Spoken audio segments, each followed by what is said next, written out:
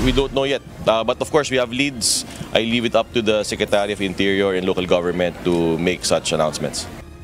May impormasyon na ang National Police Commission sa sinasabing financer na nag-utos umano sa ilang kabataan para manggulo sa trillion-peso march noong September 21. Ngunit bahala na anya ang Department of the Interior and Local Government na maghayag ng detalye kaugnay nito. Nauna nang sinabi ng Manila Police District na isang grupo umano ng hip-hop gangster ang pasimuno sa gulo sa Maynila. Base naman sa natanggap na report ni Manila City Mayor Francisco Isko Moreno Dumagoso, mayroon umanong abogado at Filipino-Chinese citizen na nagbayad sa mga pasimuno ng kaguluhan. Kanina, pinadala na ng sabina ng Philippine National Police Criminal Investigation and Detection Group ang 4 na lider ng grupong umano'y nagsimula ng gulo sa nagprotesta noong September 21 sa Maynila. Ayon kay CIDG spokesperson Police Major Helen de la Cruz, ipinatawag ng CIDG ang mga ito upang magbigay ng paliwanag sa kanilang mga naging pahayag at aksyon noong rally. Sa 4 na pinadalhan ng sabina, isa pa lamang ang lumutang sa CIDG. Ito ay si Park Pangawilan na siyang nakuna ng video na nagtatanong kung mayroon dalang lighter ang mga dumalo. According to Republic Act 10973, ang CIDG ay vested ng power to issue subpoena. So yun nga po, nag-issue kami ng 4 na subpoena para sa 4 na mga leaders ng mga grupo at ang patawag nila ay kaninang umaga. Sa 4 na iyon ay isa lang po ang dumating. Itinanggi naman ni Pangawilan ang akusasyon sa kanya.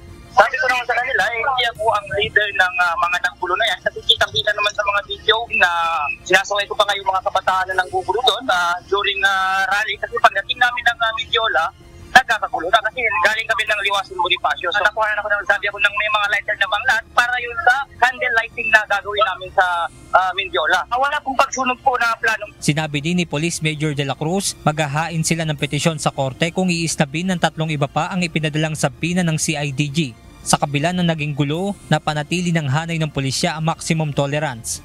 Gayunman, hindi pa rin nakaligtas sa reklamo ang ilan sa mga ito. Dito po sa NAPOLCOM wala, pero sa Kongreso tayo po tinawag ating atensyon. Pero klarong-klaro po ang ating tugon. Dapat po tayo magpasalamat sa ating Philippine National Police. Napakadaling bumatikos, pero napakahirap magpasalamat. Kaninang umaga, binigyang pagkilala ng National Police Commission ang mga police unit na tumulong sa pagbabantay upang matiyak ang pagpapatupad ng seguridad at kapayapaan sa trillion-peso march noong September 21. Kabilang sa kinilala ng NAPOLCOM ang National Capital Region Police Office, 5 District Police sa NCR, Special Weapons and Tactics o SWAT, Explosive Ordnance Division at mga pulis na galing sa Region 3 at Region 4A. Kitang-kita natin yung trabaho ng pulis natin.